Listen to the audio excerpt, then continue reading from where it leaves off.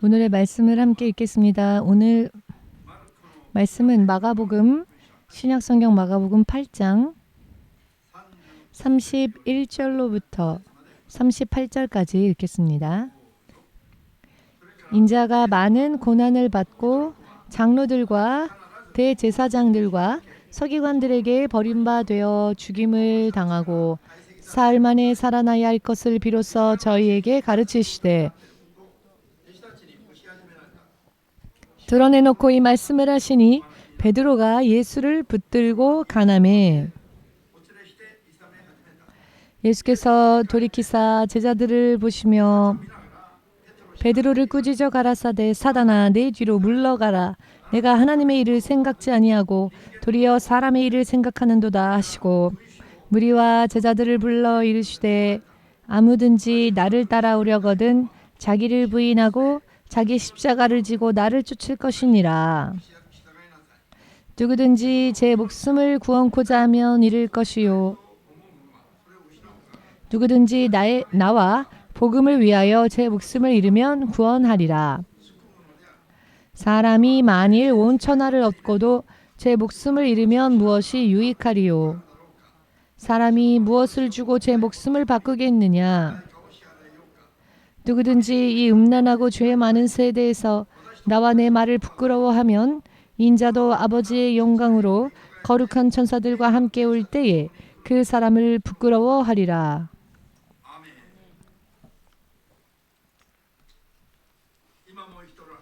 지금도 살아 계시며 온 세상과 그 세상 안에 있는 모든 존재를 당신의 뜻대로 다스리시는 만군의 주 되신 하나님 앞에 합당한 예배가 되고 또 합당한 믿음 생활을 살며 주께서 약속하여 주신 구원을 영육간에 받는 이들 될 수 있도록 오늘도 이 예배를 통하여서 바르게 하나님과 교제를 나눌 수 있도록 또한 하나님의 올바른 뜻을 잘 깨닫고 그 깨달은 말씀대로 순종하며 살다가 믿음이 옳다함을 얻고 주께서 예비하신 축복과 능력을 반드시 받을 수 있으며 또한 복음의 증인으로 사는 데 손색이 없도록 축복하여 주시옵소서. 예수 그리스도의 거룩하신 이름으로 기도하옵나이다. 아멘.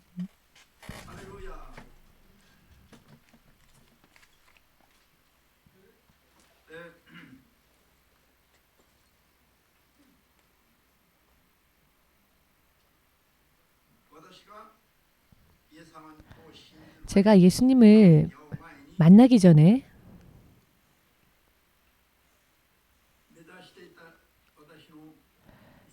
제가 목적으로 삼고 있었던 저의 길은 대학교의 교수의 길이었습니다. 이 진로를 택한 이유가 하나 있는데요. 왜 진로를 그 길로 정했는가 하면은요. 그 이유는 간단하게 말씀드린다면은 제가 대학교 3학년 때부터 일본어를 가르치는 아르바이트를 시작했습니다.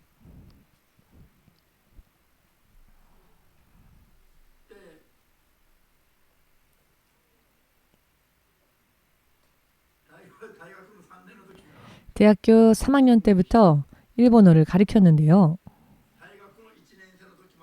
대학교 1학년 때까지는 술을요. 한 달로 치면 25일은 마셨습니다.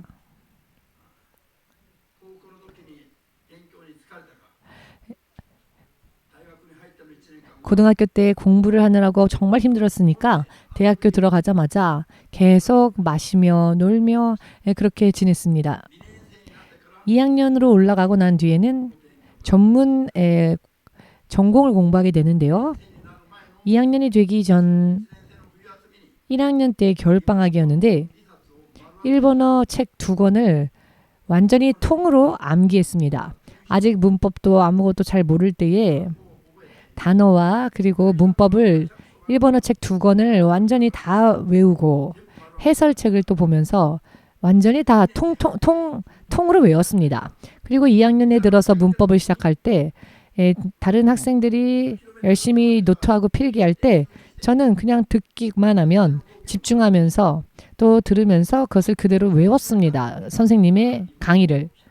2학년이 지나자 일본어가 나오기 시작했고 일본으로부터 시코쿠에 있는 어느 한 대학교의 영문학 교수가 잠시 오셨는데 칭찬을 해주었습니다. 일본어를 1년 공부했는데 이렇게 회화를 자유롭게 할 수 있느냐라고. 1학년부터 4학년까지 모두 모여 있었던 때였습니다. 외부에서 손님이 온 것이었으니까요. 이 외부에서 오신 교수님의 강의를 들었는데 제가 그 일본 교수님과 이야기를 나누고 또 칭찬을 해 주셨는데 이 광경들을 저의 선생님들도 그리고 제 동문들도 함께 그 광경을 보고는 아니 언제 그렇게 일본말을 할 수 있게 됐느냐라고 모두들 이상하게 생각을 했습니다. 이 일을 계기로 하여 대학교 3학년 때부터는 일본어를 이제는 외부로 나가서 가르치는 과외 아르바이트를 시작했습니다. 대체적으로 회사의 사장 혹은 부장 이런 회사의 직원들에게 일본어를 가르치는 과외였는데요. 계속 이런 과외를 아르바이트로 하다 보니 회사의 조직 그 구성이 보이기 시작했는데요. 어느 회사에 가면 사장밖에 없고 나머지는 사장의 각 부분과 같은, 즉 사장 이외의 다른 사람들은 자기의 의지대로 할 수도 없고 사장이 지시하는 대로 네 알겠습니다 하고는 마치 병사처럼 여기저기 움직이는 그들의 모습이 저들이 죽을 때까지 저렇게 일하며 산다라는 것을 보았을 때에 와 이것은 사람이 살 길이 아니다. 이런 인생이라면은 정말 안 되겠다 싶어서 이런 회사나 사회에 대해 실망하기 시작했습니다.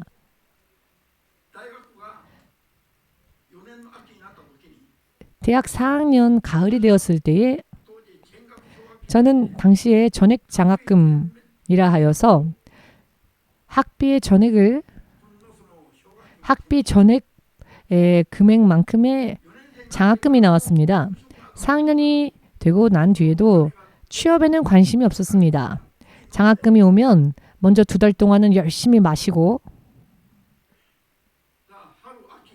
봄 그리고 가을까지 계속 4개월에 걸쳐서 마십니다. 가을이 될 쯤 되어 11월이 되면은요. 슬슬 이제 졸업을 해야 하는데 싶어서요. 어떻게 할까? 취직은 죽어도 하기 싫고 그럼 대학원으로 진학을 하자라고 생각하여서 2주 공부하고 한국 외국어 대학원에 일본어과에 들어가게 되었습니다. 운 좋게요. 나중에 생각해보니 하나님의 은혜였습니다. 그렇게 해서 들어갈 수 있는 곳이 아니었습니다. 저와 동급생이었던 사실은 형님이었는데 5번을 떨어지고 6번째가 되어서 저와 같은 학년의 신입생으로 입학을 했습니다. 대체적으로 2-3번 정도는 재수를 합니다. 그런데 저는 2주 동안을 공부해서 한 번에 붙었고 그것도 좋은 성적으로 붙어서 소문이 났습니다. 제가 읽었던 그 책에서 전부 문제가 나왔거든요. 제가 공부했던 책에서 다 문제가 나와서 그렇게 좋은 점수를 낼 수 있었고 나중에 생각해보니 이것이 하나님의 은혜였고 하나님이 그렇게 인도하셨다라는 것을 인정하지 않을 수가 없었습니다. 매일 술만 마시며 다니는 사람이 어떻게 성적도 차석으로 입학할 수 있었겠습니까? 어떻게 이런 답을 써낼 수 있었느냐라고 대학원의 주임 선생님으로부터 교수로부터 연락이 올 정도였습니다. 책을 보고 마치 그대로 옮겨 적은 것 같이 썼기 때문에 다만 저는 제가 읽은 책에서 그 문제가 나왔기 때문이었는데 2주 동안 공부했을 때 이 정도 두꺼운 책이 있었는데요. 그 책을 이렇게 읽으면서 중요한 부분들을 통째로 달달 외웠습니다. 그런데 거기에서 입시 3문제 중 2문제가 제가 읽은 그 책에서 나왔습니다. 사실 제가 읽은 책은 대학에서는 다루지 않는 책이었습니다. 전공으로 들어간 사람들이 읽는 책이기도 했는데 마치 번쩍 어떤 생각이 떠오르면서 그 책을 공부해야 되겠다 하여 공부한 것인데 하나님의 인도하심이지요. 인도하심이 아닐 수 없습니다. 제가 왜 대학원으로 진학을 했느냐면은 어느 한 조직 가운데에서 상관의 지시를 받으면서 그 지시대로 움직이고 사는 그것은 더 이상 나의 인생이라 할 수 없고 그 지시하는 사람의 인생의 노예처럼 끌려가는 삶이니 나를 지키고 내 인생을 살기 위해서 대학의 교수의 일을 하자. 왜냐하면은 그저 연구하고 가르치기만 하면 되니까. 그러면은 대통령이라고 해도 뭐라 하지 못하고 누가 뭐라 할 수 있겠습니까? 연구하며 연구한 것을 가르치는 일이니까요. 이 길밖에 없다 싶어서 다른 직업에 대해서는 생각할 필요도 없었고 이것 이외에는 길이 없다라고 생각을 했습니다. 그렇게 일본어를 대학원에서 또 전공을 하게 되었습니다. 그렇기 때문에 술을 마셔도 누가 뭐라 안 하고 술 냄새 풀풀 풍기면서 강의실 들어가서 공부해도 누구도 뭐라 안 하고 그러나 일본에 와서 박사과정으로 들어갔는데 당시에는 한국에서 석사를 마쳐도 일본에서는 일본어 학과에 대해서는 인정을 잘 해주지 않았습니다. 자신들의 국어이니까요. 해외에서 공부한 일본어 같은 경우에는 일본에서는 인정을 안 해주고 다시 처음부터 공부하게 했었는데요. 저는 그냥 통과하여 박사과정으로 바로 스트레이트로 올라갔기 때문에 이것도 하나님의 역사였습니다. 이 박사과정 중 저와 다른 일본인 한 명만 합격을 했습니다. 그렇기 때문에 제 나름대로 인생을 사는 것에 대한 자신감이 있었고 하나님을 알지 못했어도 자유롭게 무슨 일을 하건 내가 공부한 것을 가르치면 전화가 걸려옵니다. 그리고 술도 사줍니다. 이것보다 더 좋은 인생은 없다 싶었습니다. 1년에 반은 쉬면서 할 수 있고 최고다. 한국 같은 경우에는 1년에 700% 보너스가 나옵니다. 월급에. 한 달 월급의 700%가 보너스로 나옵니다. 교수 같은 경우에는. 그리고 1년에 여름방학, 겨울방학, 서너 달 그리고 또 봄에 그리고 가을에 문화축제라든지 혹은 시험 등등이 있지 않습니까? 이것들을 다 제하면 6개월도 가르치는 시간은 6개월 정도밖에 되지 않습니다. 일주일에 한 3일 정도 가르치면 되는 겁니다. 그 일주일에 3일 정도만 일하는데 회사에서 월급을 그대로 받으니 회사에서 받는 월급대로의 그 액수가 들어오니 참 좋은 일이었지요.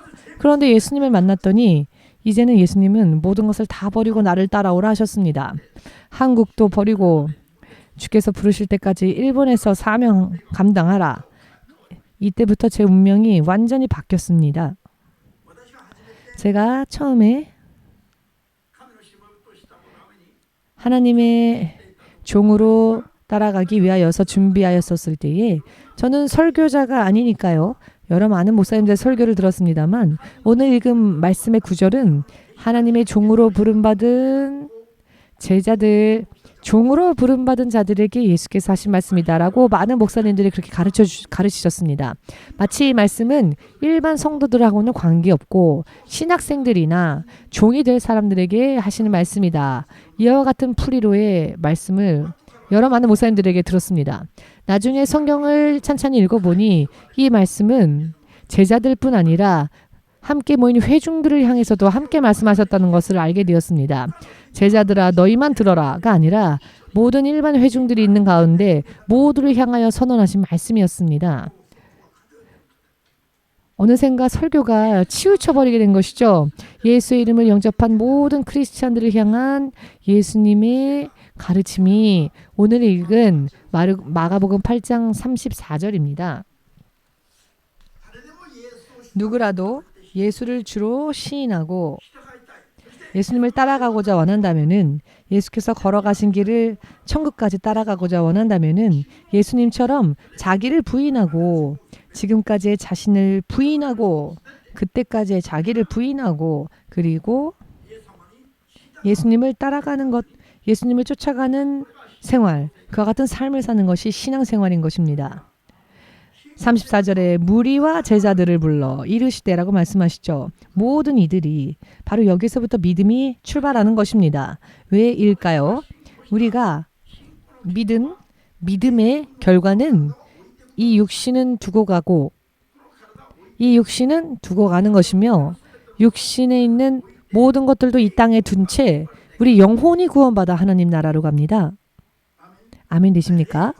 또한 영혼이 입게 되는 마치 옷과 같은 육신은 부활한 육신, 부활의 육신인데, 구원받은 자가 부활할 때에 새롭게 얻게 되는 육신은 지금의 육신과는 다른 영원히 썩지 않는 부활의 육신이기 때문에 지금의 이 육신은 두고 가는 겁니다. 부활의 새 육신을 입으니까요. 믿으시니까. 그렇기 때문에 예수님을 섬기며 쫓아가는 자는 그때까지의 자신을 부인하고 버리고, 의지하지 않고, 더 이상 그것을 구하지 않고, 세상은 마치 나그네와 같이 살다가, 예를 들어 여러분 여행을 간 사람이 그 여행 간 곳에 침대도 사들이고 가구도 사들이고 정착하고, 여행 가는 곳곳마다 어느 여행지를 가건 가는 여행지마다 자기가 정착하기 위한 그런 집들을 만들고 세우고 가구를 배치하고 합니까? 그렇지 않죠. 그냥 지나갑니다. 두지 않고 지나갑니다. 지나가고 지나가다가 자기의 집으로 돌아옵니다. 이 세상을 마치 그와 같이 살라 하셨습니다. 나그네와 같이. 그렇기 때문에 예수님을 만나기 이전에 자기의 삶의 방식도 버리는 겁니다. 예수님을 향해 예수께서 걸어가신 그 길을 우리도 예수님처럼, 예수님과 함께 예수님의 걸음을 우리도 닮아서 예수님을 따라 걷고, 예수님이 부활하신 그 나라, 부활하신 예수께서 가신 그 나라에 우리가 가는 것이 우리의 최종 목표입니다. 처음부터 목표를 바로 그곳에 두고 시작하는 것이 믿음 생활이라는 것을 예수님께서 오늘 말씀해 주십니다. 제자들에게만 하신 명령이 아니라 예수 이름을 영접한 모든 사람들은 십자가를 지고 자기를 부인하고 따라가야 한다는 예수님의 올바른 가르침이십니다. 믿고자 원하신다면 아멘으로 주님께 영광을 돌리시기 바랍니다. 이와 같은 말씀에 맞추어서 내 믿음을 굳건히 세워야 합니다. 이와 같은 방향성에 금이 가기 시작하면 안 됩니다.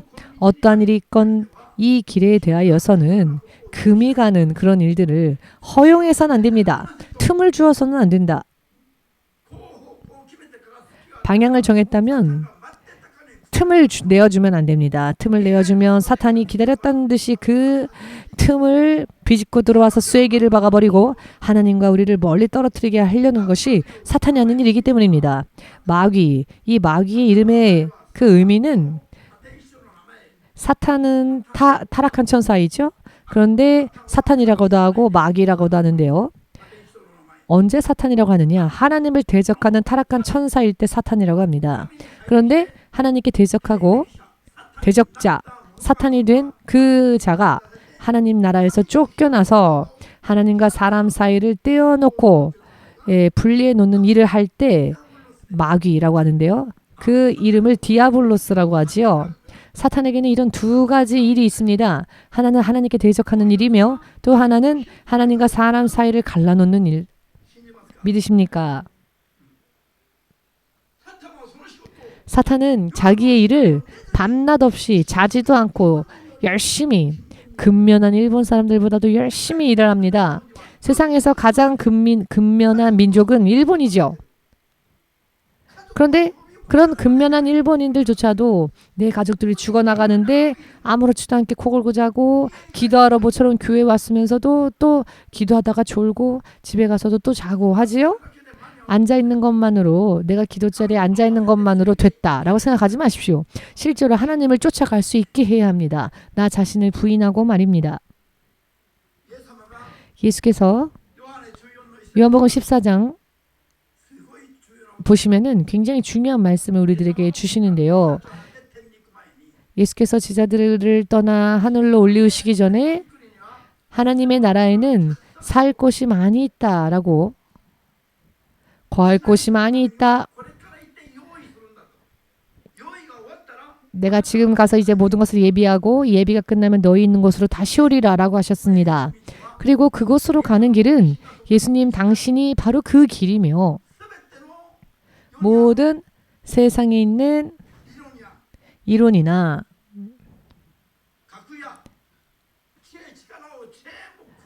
지혜의 능력을 전부 초월하는 가장 참된 진리가 바로 예수님 그분이시며, 세상 사람들이 무엇을 공부하건 예수님을 먼저 바르게 알고자 한다면 그것이야말로 하나님의 뜻에 합당한 거짓 없는 참된 진리라는 것입니다. 그리고 바로 예수님이야말로 길이시기 때문에 예수께서 걸어가신 길을 우리도 함께 걸어간다면 우리도 영원한 생명에 다다른다는 것입니다. 그 예수님을 통하지 않으면 그 어느 누구도 성부 하나님의 나라, 그 하나님 앞으로 나아갈 수가 없다라고 말씀하셨습니다. 또한 그렇게 말씀하셨을 때 빌립이 말하길 하나님을 우리에게, 아버지를 우리에게 보여주십시오. 그렇다면 믿겠습니다 라고 말을 하니, 나를 보면서도 아직도 아버지를 보여달라, 성부 아버지를 보여달라라고 말하느냐. 나를 보고 있으면서도 내가 바로 나를 본 자가 아버지를 본 자다. 이 정도로 생생하게 또한 명확하게 손으로 만져 느낄 수 있는 감각이, 그 감각으로 외워질 수 있을 정도로 가르쳐 주셨지만 전혀 들을 귀를 가지지 못한 채 아직까지도 십자가를 지고 나를 부인하는 하나님을 쫓아가는 십자가의 길은 일반 신자들이 아니라 어떤 특별한 주의 종들만 해야 하는 것처럼 가르치면서, 할 수만 있거든 이런 말씀을 지키고 싶지 않고 이런 말씀에서 떠나고 싶죠? 할 수만 있다면 피하고 싶은 것이 이 세상의 육신을 가지고 있는 사람들의 날 때부터의 본성입니다. 이것을 먼저 부수어야 합니다. 그리하지 않으면 예수께서 걸어가신 길을 함께 쫓아갈 수가 없기 때문입니다. 믿으십니까?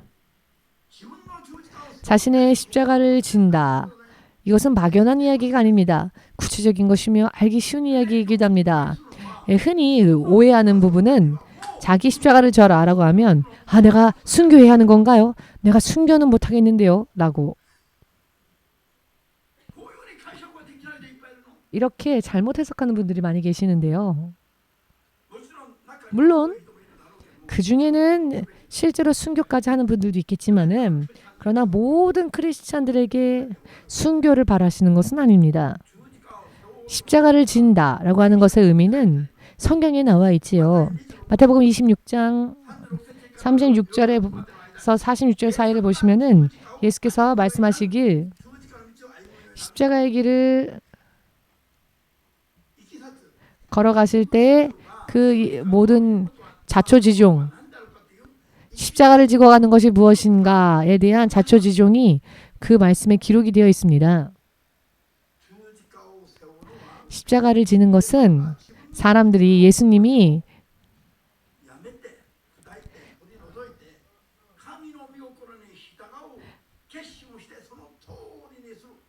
예수께서 하셨던 것처럼 내 생각을 버리고 하나님의 뜻대로 가기 위해서 그대로 순종하는 것입니다.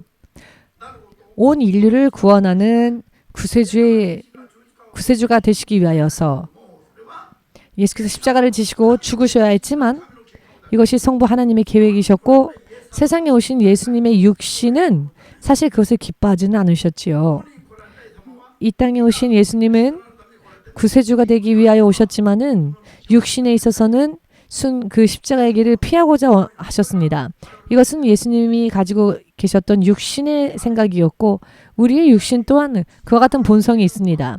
그렇지만 성부 하나님의 계획은 육체의 본성, 육신의 본성을 부수고 이것을 부인하고 하나님의 뜻을 쫓아가는 것, 그리고 예수께서 구세주가 되시는 것, 이것을 떠올릴 때에 예수님도 육신에 있어서는 고통스러운, 너무나도 슬픈, 너무나도 많은 갈등이 일어나며 할 수만 있거든 피하고 싶은, 그렇지만 기도하면 기도할수록 십자가를 지는 것이 하나님의 계획이기 때문에 이것을 알고 난 다음에는 육신을 부수는 수밖에 없는 것이죠. 십자가의 길을 피하는 것이 아니라 십자가를 지고 싶지 않은 육신의 그 생각을 부수는 것밖에는 없습니다. 그 육신의 생각을 부수고 하나님의 뜻을 쫓아가는 과정에 있어서 예수께서는 흘리던 땀방울이 피로 바뀔 정도로 필사적으로 기도하셨습니다. 그 기도를 통해 예수께서는 성령의 충만함을 받으셨다라고 히브리서 9장 14절에서 설명이 나와 있습니다. 예수님도 육신의 생각과 힘으로 십자가를 지신 것이 아니라 필사적으로 하나님 뜻대로 가기 위하여서 기도하였더니 성령의 능력의 충만함을 받으셨고 그리고 육신을 부인하시고 하나님의 뜻을 쫓아갈 수 있었다라고 설명을 하고 계십니다. 이것이 우리가 그대로 배워서 따라가야 할 우리들의 또 십자가를 지는 길이기도 합니다. 아멘 되십니까? 제 각각 태어난 나라, 민족, 소속된 사회, 마을로부터 내가 배우고 또 익숙해진 몸에 밴 여러 많은 개인적인 개성들, 나라와 민족의 전통 풍습으로부터 여러 많은 판단과 여러 많은 의지들이 움직이며 제각기 자신들의 인생을 스스로 생각하고자 하지요.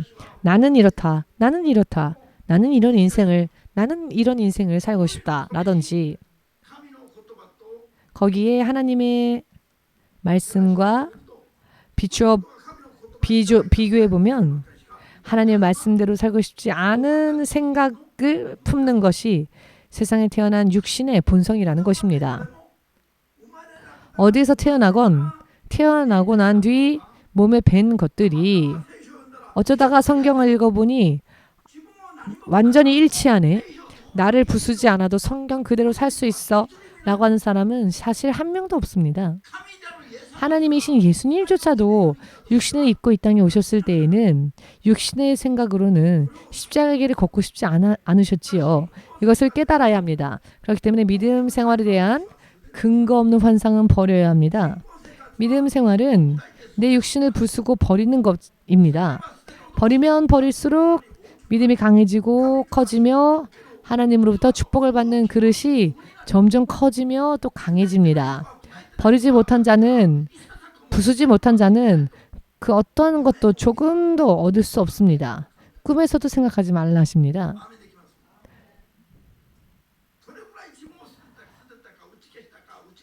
어느 정도 나를 부수고 나를 부인했느냐에 따라 내 믿음의 크기가 정해지고 그 믿음의 강함이 정해집니다.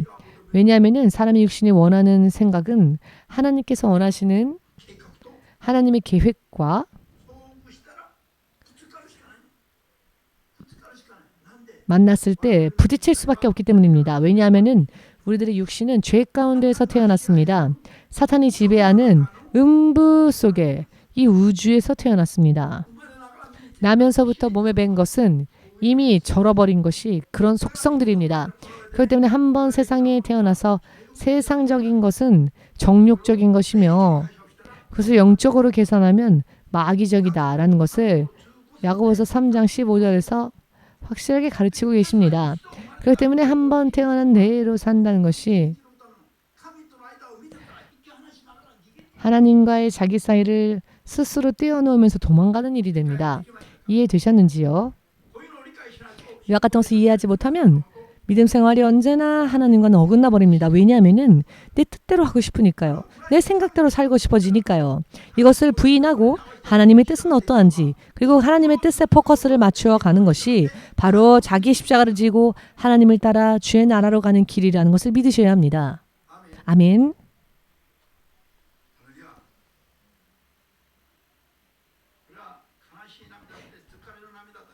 자, 슬픈 눈물이 아니라 피곤해서 흘리는 눈물.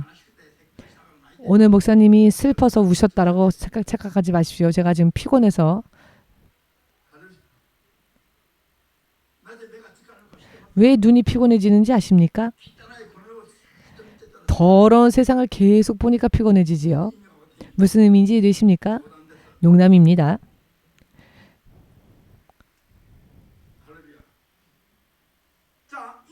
자, 지금부터 중요한 게 무엇인가 하면은요. 예수께서 다시 오실 날이 정말 가까이 다가왔습니다.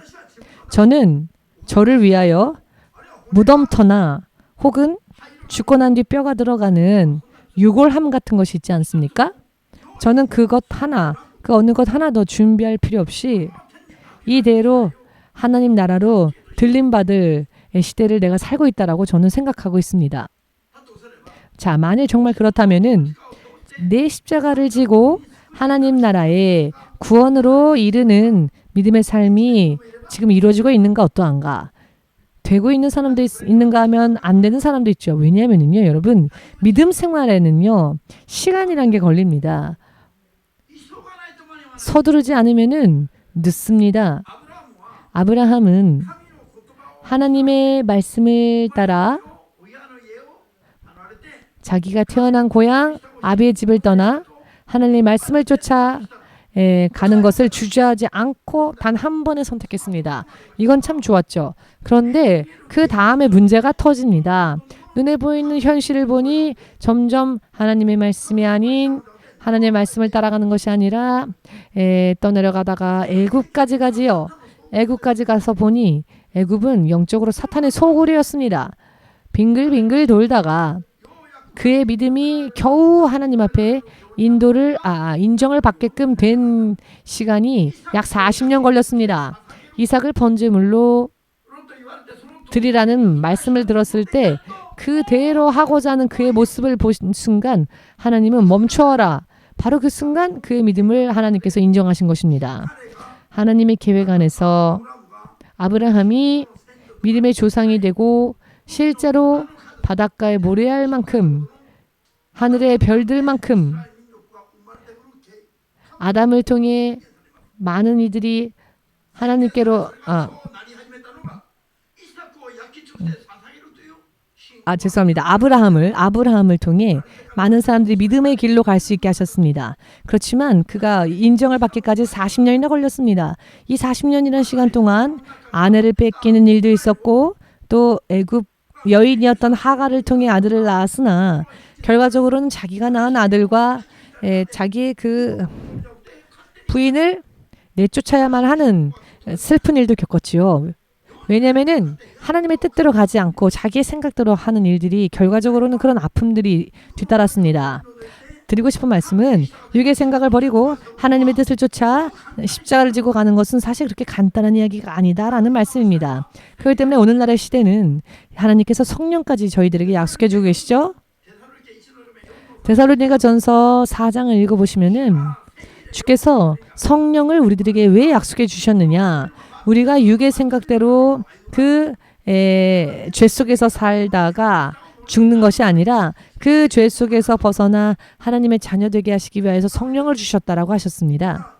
그렇기 때문에 성령의 능력을 구하지 않으면 어느 누구도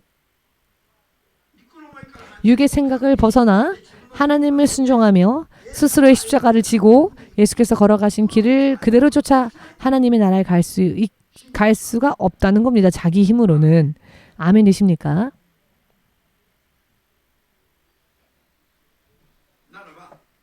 자, 그렇다면 성령을 구하고 또 성령이 임하면 성령을 받자마자 그 순간에 바로 거듭나서 바로 하나님 나라에 합당한 자로 성장이 되어지는가? 신분은 바뀌나 삶 자체는 금세 바뀌지 않습니다. 육신을 입고 있는 한 바뀌지 않습니다. 흔히 착각하는 부분이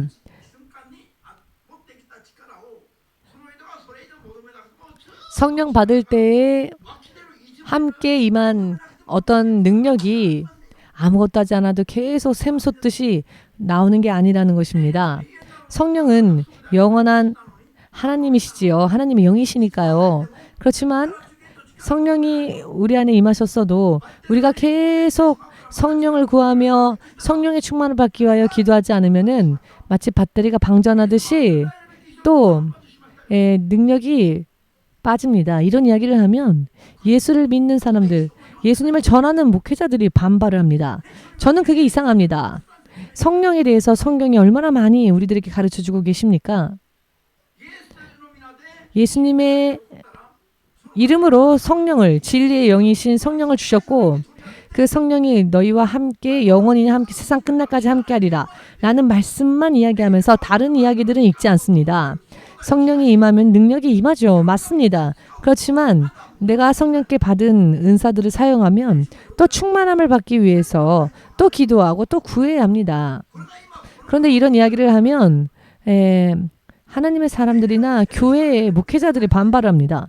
성령을 아직 받지도 않았으면서 다만 성령의 조명하심으로 고백했을 뿐이면서 아직까지도 예수님은 그 문 밖에서 문을 두드리시고 나를 영접하라라고 하시는데 그리스도의 교회라고 간판은 걸어놓고는 스스로는 자신들의 교회라고는 하지만 이것이 라오디게아 교회가 아니고 어떤 교회이겠습니까? 하나님이 우리에게 주시는 경고의 말씀이 정작 크리스천들에게는 들리지 않는 이런 세대를 살고 있습니다. 성령의 음성대로 살지 않고 자기의 유괴 생각을 부수지 않는 자들은 하나님의 사람이 아닙니다. 하나님의 영이 있는 자가 하나님의 사람이다라고 로마서 8장 9절에서 설명하고 계시지요. 9절에는 무엇이라고 말씀하십니까? 성령 받지 못한 자는 그리스도의 사람이 아니니라 라고까지 하셨습니다. 13절을 보시면은 성령으로서 육의 생각을 부수지 않는 자는 육의 생각을 부수려 하지 않는 자는 죽으리라 라고 하셨습니다. 성령으로 육의 생각을 부수고 하나님을 따라 순종하는 삶을 사는 것이야말로 하나님의 자녀들이라고 로마서 8장 14절에서 설명하고 계시지요. 그렇게 하나님의 자녀로서 사는 사람을 하나님의 성령께서 이는 나의 자녀이다라고 증거하신다고 로마서 8장 16절에서는 약속하고 계십니다. 그렇게 산 사람이 하나님 나라의 상속자가 된다. 하나님 나라에 들어간다. 라고 로마서 8장 17절에서 확실하게 설명하고 계십니다. 믿으십니까? 이와 같은 성경의 말씀 구절들이 전부 말씀들을 읽고 깨닫고 그대로 하려고 하지는 않은 채 처음에 요한복음 14장 16절 이하를 통해 약속하신 말씀 진리의 영이 너희에게 임하면 그가 너희와 영원히 함께 하실 것이다. 이런 말씀들만 이야기하면서 한번 성령 받았으면 그 이외에는 내가 구하지 않아도 저절로 내가 필요한 때에 힘이 주어지고 하는 게 아니라는 것. 착각도 적당히 해야 한다는 것. 성경은 그렇게 말씀하지 않으십니다. 다른 말씀 여러 많은 구절들 성령님께 대하여서 기록되어 있는 성구를 인용하는 것만으로도 수십 장을 쓸 수 있을 정도로 성령에 대하여서 하나님 우리들에게 가르쳐주고 계십니다. 성경 해석이 얼마나 자기 멋대로인지 얼마나 성경 해석을 치우쳐서 하고 있는지 전체를 보지 못하고 있다는 것을 알아야 합니다. 심각한 상황입니다. 믿으십니까? 하나님의 나라까지 무사히 안전하게 들어가고자 원하십니까? 자기 십자가를 지고 믿음 생활하지 않으면 하나님을 따라간 것이라고 생각할 수 없습니다. 아직도 사단의 지배하에 그대로 있는 것입니다. 아멘 되십니까? 성령 받지 못하였으면서도 성령의 조명하심으로 인해 고백만 했을 뿐인데 자기는 성령 받았다라고 착각하는 사람들이 많이 있습니다. 예수님의 이름을 주의 이름을 영접한 사마리아의 신자들로부터 그리고 에베소 교회 여러 많은 사람들을 제자들이 만났을 때 예수의 이름을 듣고 영접은 했지만 성령은 모른다 라고 말하였죠. 주의 이름을 부르면서도 성령에 대해서는 들은 적도 가르침을 받은 적도 없다. 그래서 다시 제자들이 성령에 대해서 가르치고 제자들이 안수하고 난 뒤에 예수를 영접하였으나 바로 나중이 되어 비로소 제자들에게 성령에 대해서 배우고 알게 되고 안수받고 난 뒤에서야 겨우 성령을 받았다는 것을 사도행전을 통해서 볼 수 있는데, 이런 것들을 모르는 사람들이 성령에 대해서 말합니다. 천국에 흥미가 있다면 더 이잡듯이 더 자세히 말씀을 접하고 읽고 해야 합니다. 20몇 년 전에 일본에 있는 신주쿠에 있는 중앙공원에서 노숙자분들이 모였을 때 천국과 지옥에 대해 설교했더니 봉사자로 왔던 어떤 분이 도망을 갔습니다. 왜 이 사람이 갑자기 안 보이는가 하고 물어보니 천국과 지옥에 대해서 가르치는 그런 목사하고는 같이 일하고 싶지 않다. 이 가엾은 일본 영혼들을 천국과 지옥을 이야기하므로 상처 주고 무섭게 하는 사람들하고는 일하지 않겠다 하고는 갔답니다. 성경이 천국과 지옥을 말하는데 어느 것이 옳은지에 대한 판단은 여러분들에게 맡기겠습니다만, 여러분 듣는 귀가 있습니까? 들을 귀가 있습니까? 저는 다른 사람이 이렇게 해라 저렇게 하라 하는 말을 들으면서 하는 게 싫어서 대학교 교수의 진로를 정했는데요. 예수님을 만났더니 하나에서 열까지 자기를 버리라고 하십니다. 그런데 그것이 내 의지를 살려서 내가 하고 싶은 대로 산 인생의 나날들보다 훨씬 더 충만해지며 시야가 영혼을 향하여 넓혀지며 눈이 내게 달렸어도 볼 수 없는 하나님의 나라까지 볼 수 있게 된 것이 바로 자기를 버리기 시작한 순간부터였습니다. 자기를 버리기 시작한 순간부터 앞으로 예수께서 예수께서 다시 이 땅으로 우리를 맞이하러 오실 때까지 우리들은 많은 사람들에게 이 예수님의 길을 가르쳐야 합니다.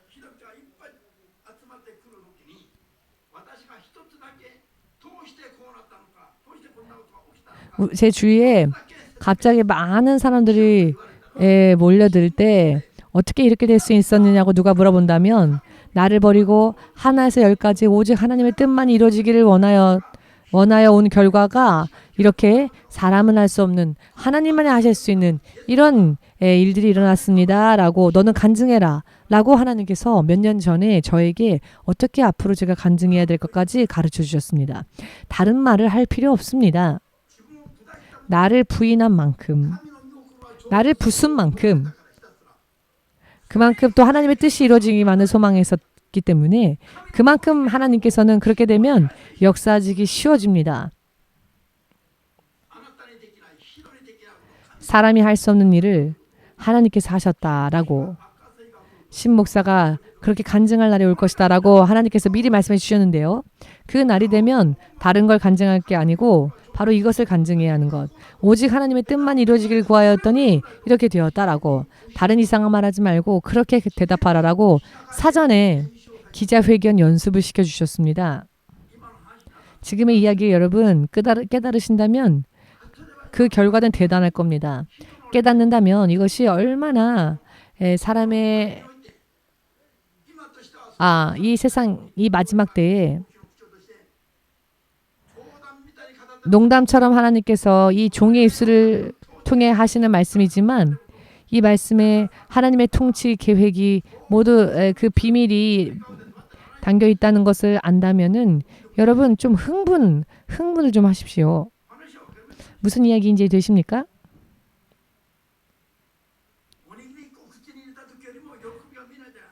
주먹밥 먹을 때도 그렇게 기뻐하시면서 어찌 그런 기쁨보다도 더 하나님 앞에 나올 때 기쁨이 없습니까?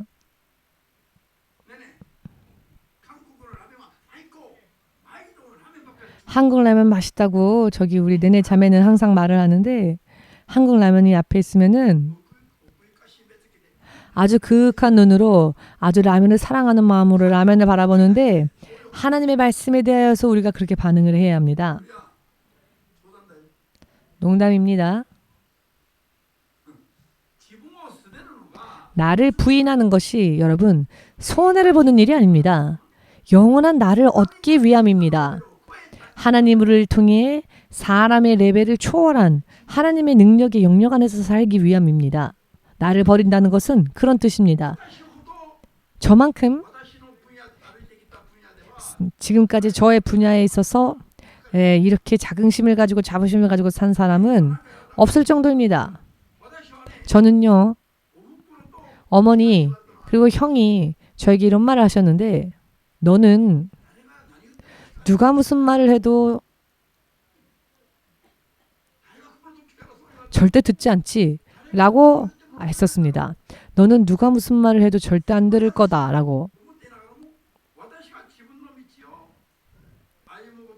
기본적으로는 상냥한 사람이라고 여겨졌지만 자기의 길에 대해서는 조금도 타협하지 않는다. 저희 부모님이 많은 형제가 있어도 너 하나만으로도 족하다, 만족하다 라고 하실 정도로 저희 부모님은 저를 사랑해 주셨지만, 그러나 아무리 부모가 사랑해도 누구 말도 안 듣는다 너는. 그런 부분들이 저에게 있었습니다. 그런데 지금은 저는 하나님 앞에 그런 옛날의 모습은 없어지고 하나님 앞에서 저는 문어와 같습니다. 뼈가 없는 문어처럼 하나님께서 무슨 말씀을 하시건 그대로, 하나님이 이렇게 하시면 하이, 이렇게 하시면 네 하고, 문어처럼 저는 마치 문어처럼 뼈도 없고 저라는 저가 없습니다. 문어는요, 무슨 구멍을 통과할 때 보면 자기 몸을 납작하게 만들어서는 지나가더라고요. 그게 문어랍니다. 문어. 하나님 앞에 문어처럼 흐물흐물해지면 하나님께서 반드시 인정해 주실 것이며 반드시 생명으로 들어갈 것입니다. 바닷가에 가면 문어 잡을 수 있겠죠?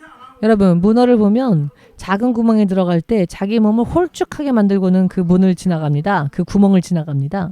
아무리 구멍이 조금해도. 내가 문어인데 구멍아 커져라, 그렇게 하지도 않으며 구멍을 더 파지도 않습니다. 구멍이 있으면 그 크기에 맞춰서 들락날락거립니다. 이것이 문어가 되는 것이야말로 자기가 자기 십자가를 지는 것과 참 닮은 부분이 있습니다.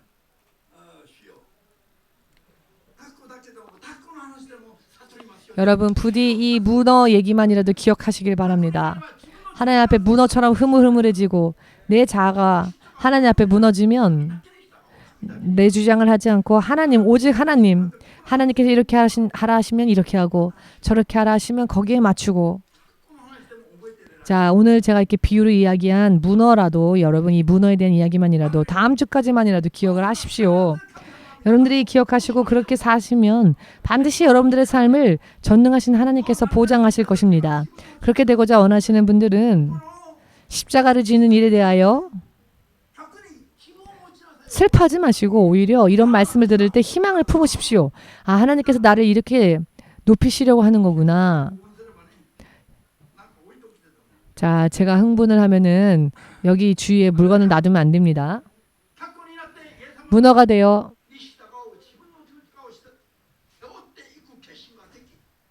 자기 십자가를 질 수 있는 그런 각오를 하시고, 이것이야말로 영원한 자기에서 축복의 길이라는 것을 깨달으신다면 주님 앞에 영광을 돌리시기 바랍니다. 예수와 삼창으로 함께 기도하겠습니다.